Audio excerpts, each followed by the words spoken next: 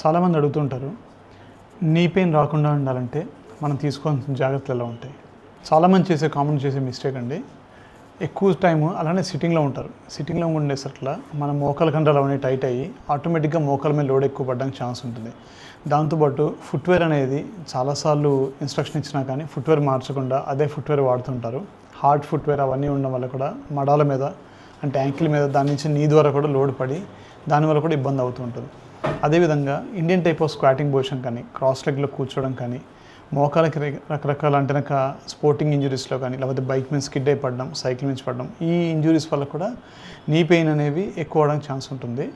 So అవి regular రాకుండా ఉండాలంటే ఫస్ట్ ఆఫ్ ఆల్ మైల్డ్గా కొంచెం దెబ్బ తగిలినప్పుడు లేకపోతే ఉన్నప్పుడే అక్కడెక్కడ లిగమెంట్ మీద కానీ మజిల్ మీద కానీ లోడ్ పడుతుంది. లేకపోతే జాయింట్లో కొంచెం ఇన్ఫ్లమేషన్ వస్తుంది.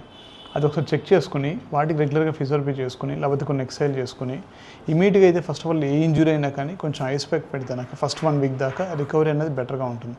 దాంతోపాటు కొంచెం ఫిజియోథెరపీ లాంటివి చేసుకుంటేనాక మనకి పెయిన్ అవన్నీ ఎక్కువ పెరగకుండా జాయింట్ స్టెబిలిటీ అనేది బాగా మెయింటైన్ అవుతుంది.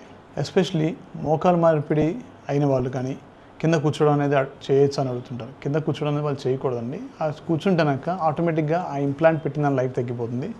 లేదా ఈ గ్రేడ్ 2, గ్రేడ్ 3 ఆర్థరైటిస్ ఉన్న వాళ్ళు కూడా మెల్లమెల్లగా కూర్చోవడం, కింద కూర్చోవడం, లేకపోతే గ్రేడ్ 2 నుంచి కొంతమందికి అయితే కూర్చోవడం కూడా కరెక్ట్ కాదు. కూర్చుంటే ఇంకా నీ మీద లోడ్ 100-200% ఎక్కువ పెరిగి దానివల్ల కూడా ఎర్లీగా జాయింట్ ఆర్థరైటిస్ వచ్చి ఈజీగా అరుగుదల ఉండడానికి ఛాన్స్ ఉంటుంది. ఇలాంటివన్నీ అవాయిడ్ చేస్తాక నీ పెయిన్స్ అవన్నీ రాకుండా మనం జాగ్రత్త పడవచ్చు.